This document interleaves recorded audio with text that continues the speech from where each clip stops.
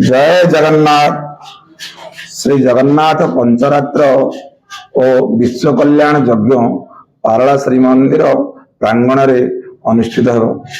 समस्त जगन्नाथ भक्त मानक एवं समस्त जनसाधारण को एथिरे सहभागी एवं एथिरे जो जगन्नाथंकर यज्ञ हो से यज्ञर सौभाग्य प्राप्ति करिया पई समस्त निवेदन।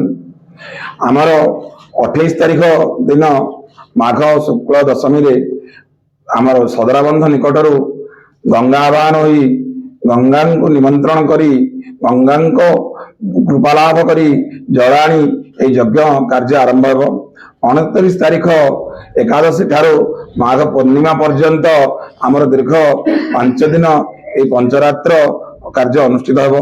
सकाळ वेद पाठ तापरे घृत यज्ञ अन्न यज्ञ एवं रात्रि आमर जगन्नाथ कथामृत सब हेबो। एथिरे श्यामानंदन दास महाराज आसी कथामृत करिवे।